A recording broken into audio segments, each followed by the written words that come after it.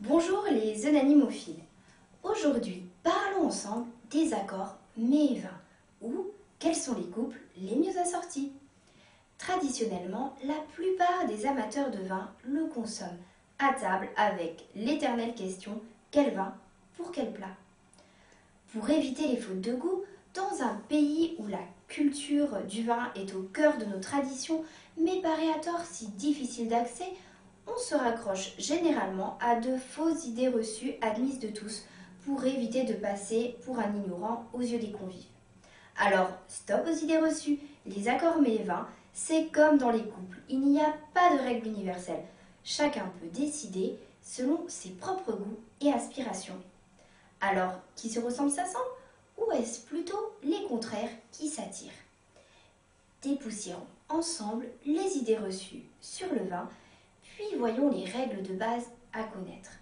Nous nous pencherons ensuite sur quelques couples classiques et d'autres plus insolites afin de vous rendre un peu plus inventif et autonome dans vos accords. Voyons d'abord les idées reçues, ces idées ancrées communément admises, les couples qui font l'unanimité en société mais pas pour les sensations. Sauterne égale foie gras, jurançon et vin doux naturel pour l'apéritif. Pauvre producteur de Sauterne, une si petite appellation avec des vins d'une belle finesse et complexité aromatique qui n'aspirent qu'un accord avec le foie gras. Oui, Sauterne, foie gras, pourquoi pas, mais à condition d'avoir beaucoup d'appétit derrière. Quant au vin doux naturel ou liquoreux en apéritif, il risque de vous endormir les papilles dès le début. Alors, pourquoi pas sur un repas long de fête, mais plutôt à déconseiller si vous voulez apprécier les vins et les plats suivants. Nous verrons ensemble d'autres accords mets et vins possibles avec les vins contenant des sucres. Poisson égale vin blanc, viande égale vin rouge. C'est un raccourci un peu simpliste. Il y a tout type de poisson, maigre à la vapeur, gras en sauce, idem pour les viandes, des volailles aux viandes rouges. C'est important d'avoir quelques repères simples, mais il faut surtout à chaque fois se demander les saveurs et textures des plats et trouver des similitudes et complémentarités avec les vins. Nous y reviendrons par la suite. Fromage égale vin rouge. C'est vraiment une grande idée reçue. Nous avons une très belle palette de fromages en France avec des goûts, des saveurs, des puissances aromatiques et des textures différentes.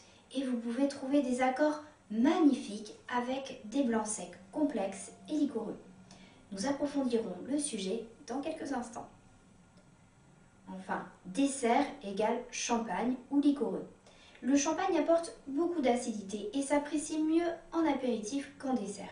Ou alors optez plutôt pour un champagne doux ou demi-sec plutôt que brut.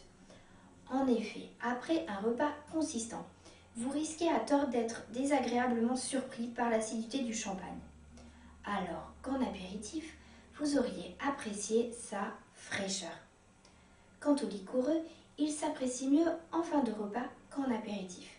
Mais attention, car ils peuvent aussi écraser un dessert pas assez consistant et vous empêcher d'apprécier le plat à sa juste valeur.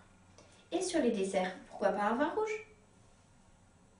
Si vous avez des doutes, choisissez plutôt un rosé. Ni blanc ni rouge, on ne se trompe pas à trop. Pourquoi pas? Mais on peut s'amuser et faire preuve de plus d'originalité. Mais honnêtement, pensez-vous vraiment que la routine et le conformisme soient source de plaisir dans un couple?